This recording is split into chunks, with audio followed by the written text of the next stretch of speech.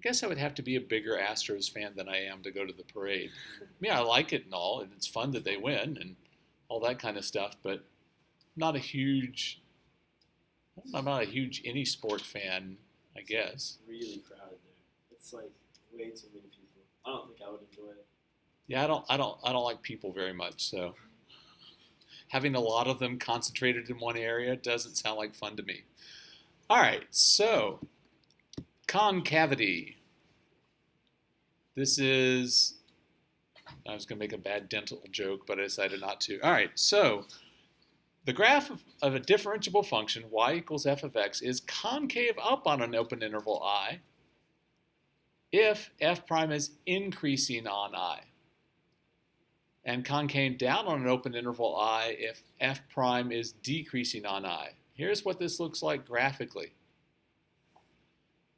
If we look at the slopes of the tangent lines, so we have a positive, something close to 0, something negative. The slopes are decreasing. This is concave down because f prime decreases. Over here, f prime is negative, then 0, then positive. We can see that f prime is increasing, so f is concave up. Now, most people, when you look at it, you just go, oh, it's like a bowl facing down or a bowl facing up. That's the way most people think about concavity, at least as far as it goes graphically. It is important that you know the definition of concavity, because there are going to be some other things that we do with it that are going to make the definition tend to go out of your head. The definition is a function is concave up on an interval if f prime is increasing, and concave down on an interval if f prime is decreasing. If you can keep that, then you can add on some other things without getting confused. If you don't, you may have get things all muddied up. So, yes. Oh. Sorry.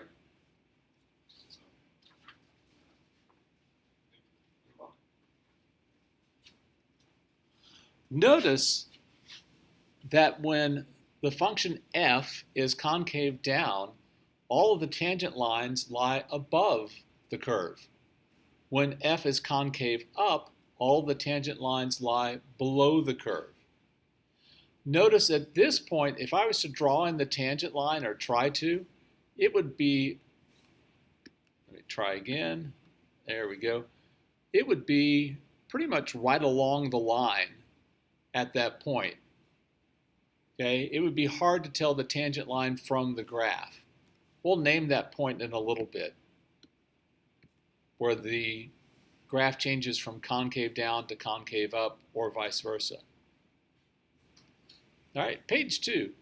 Oh, as promised, a point on a graph of the function where the graph has a tangent line and where the graph changes concavity is a point of inflection. So you have to have a tangent line at this point, and you have to change concavity, either from concave up to concave down, or concave down to concave up. One of the other things about that point that's interesting is this is going to be one of the steepest places on your graph. Right? This is going to be a steep spot on the graph of f. It could be steeper over here or over here on the far ends, but in the middle of the graph, if you have a continuous function, this is going to be one of your steeper points. All right, so back to the definition. F prime decreasing. How do we test to see when a function is decreasing? Forget about its name. What do you do to test to see where a function is decreasing? Yes? You see like a point greater than an x value, and then A point greater than an x value. like you pick an x that's greater. I don't know. What do you do first? Find the derivative. First you find the derivative. Then you're looking for where the derivative is what if you want the function to be decreasing. Equal to 0. So equal to 0 to help you find where the derivative is what?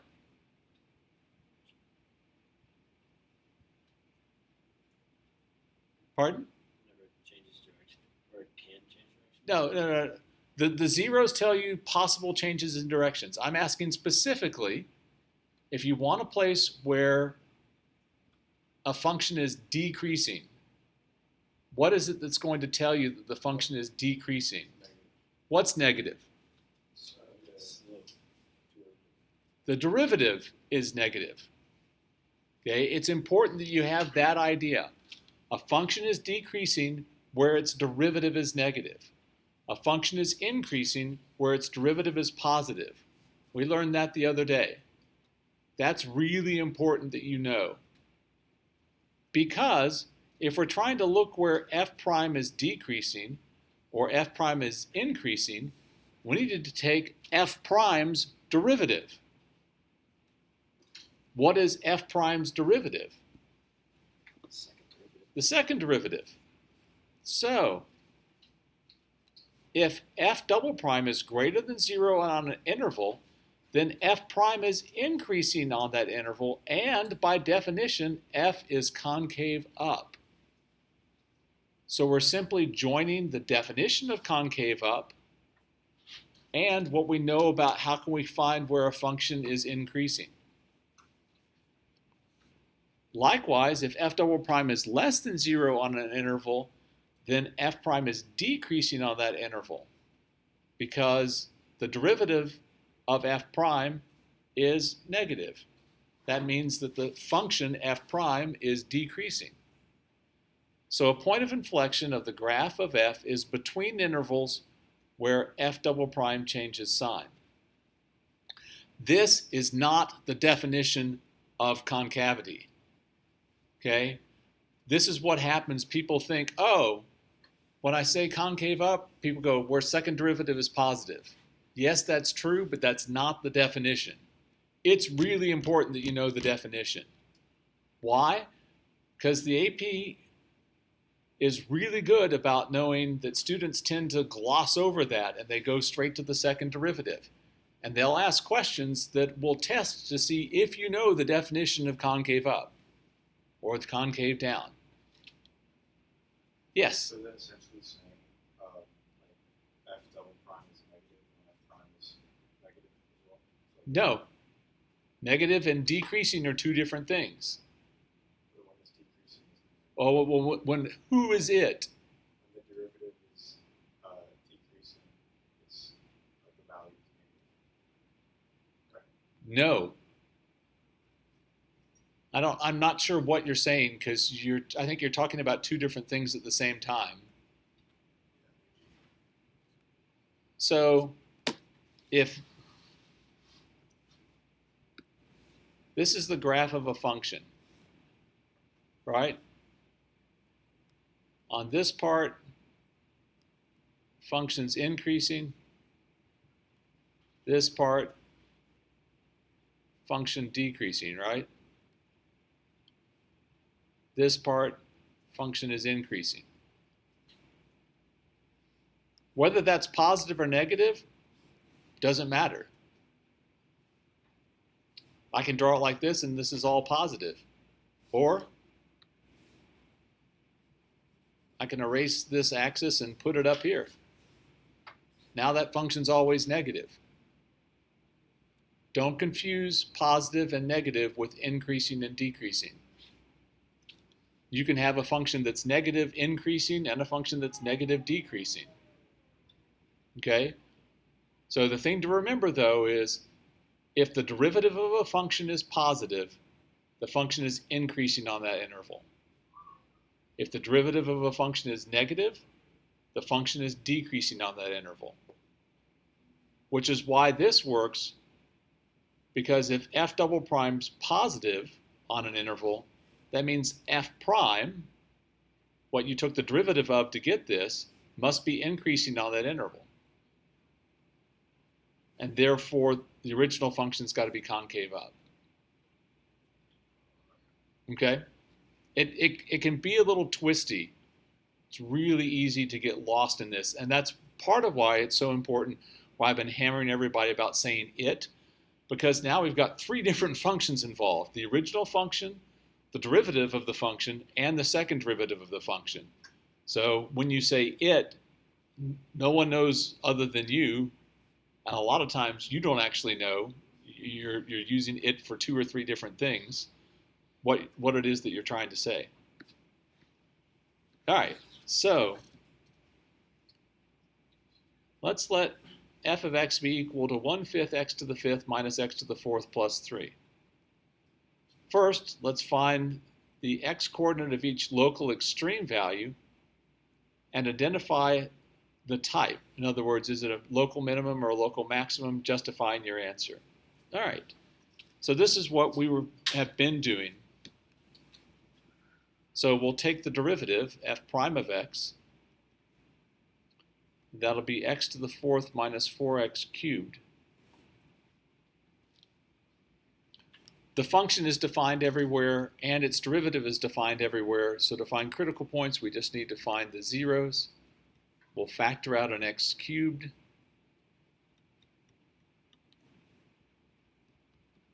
We get two critical values, x is equal to 0 and x is equal to 4.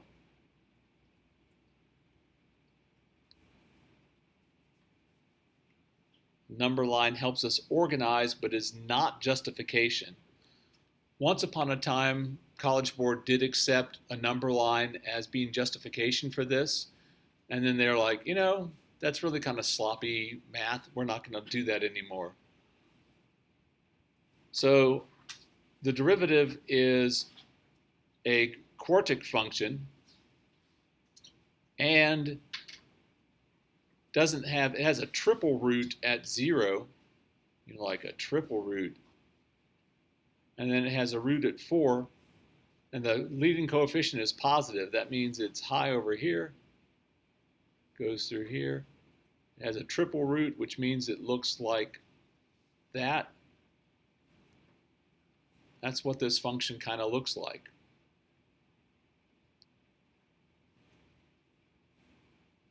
That is f prime.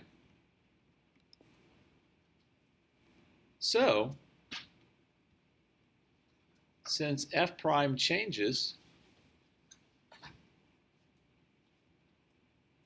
from positive to negative,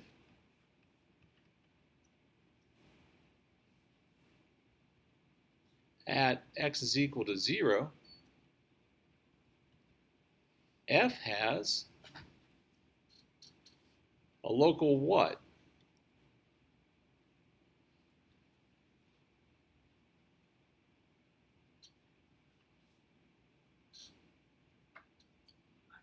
Yeah, because if f prime changes from positive to negative, f changes from increasing to decreasing. So x has a local max at x is equal to 0.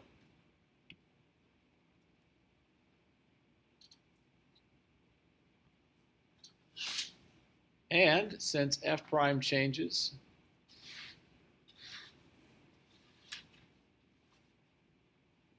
from negative to positive,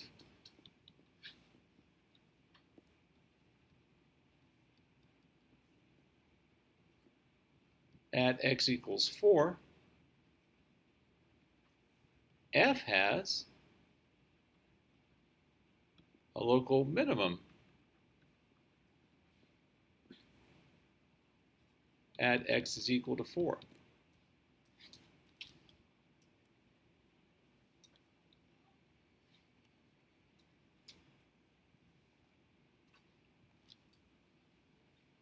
Okay, everybody good with that?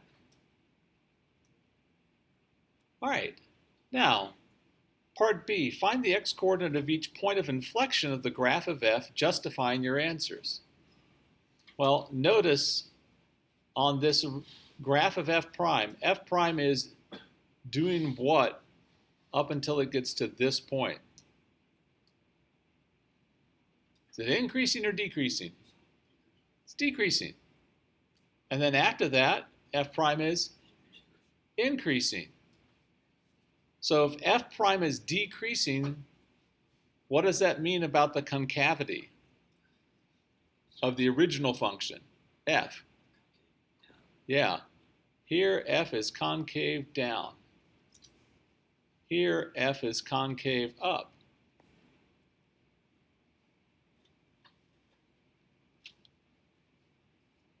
But we need to find where this point is.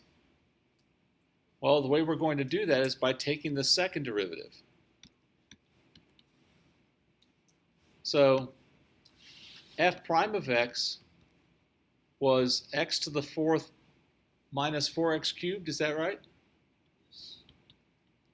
So we'll take the derivative of the derivative. So that'll be 4x cubed minus 12x squared. We'll find where that's equal to 0. Again, we can factor a 4x squared out of this, and that's x minus 3. So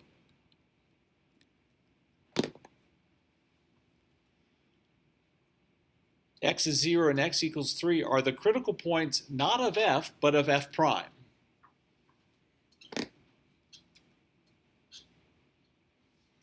So what we can do is very similar to what we did before, except now we're substituting into f double prime. Well, let's see. We've got a double root at 0 and a single root at 3, and the leading coefficient is positive, so it's high on the right. So it looks something like that.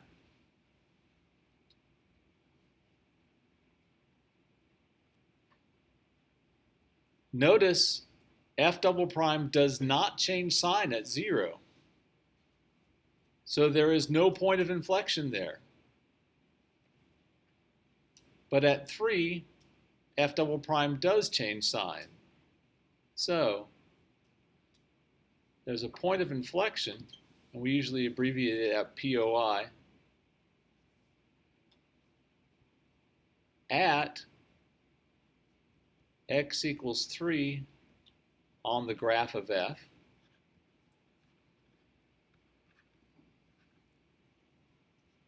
Because f double prime changes from negative to positive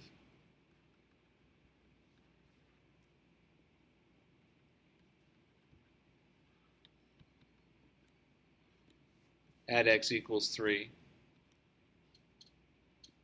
making f prime change from decreasing to increasing.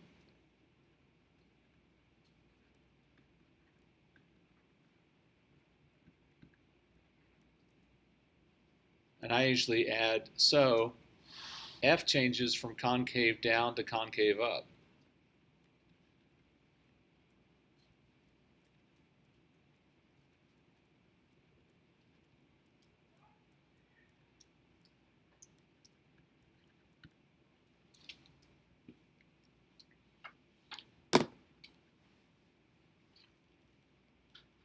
Now, as far as actually getting credit for this, if you stopped after saying f double prime changes from negative to positive at x equals 3, you would get full credit for that.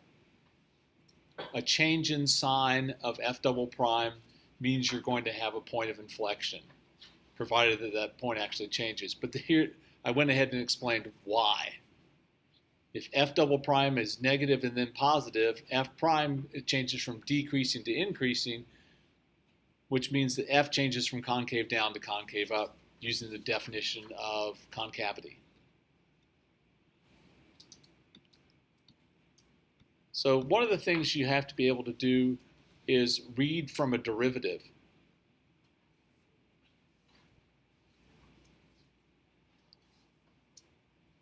So here, they tell us that f of x is a continuous function whose derivative f prime is shown below. So here's the graph of f prime. Make this a little bit smaller so I can get everything on there. So it says, on what intervals is f increasing? Okay, what has to be true about the derivative for the function f to be increasing?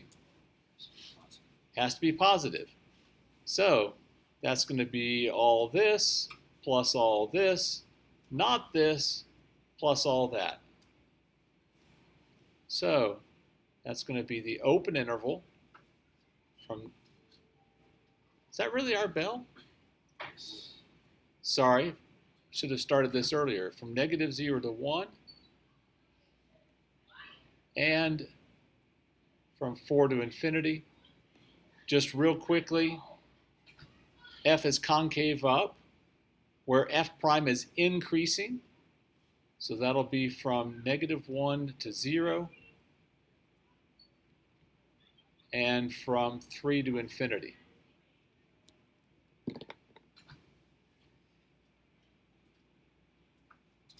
All right, we'll have to hit the second derivative test tomorrow. But you might want to read over it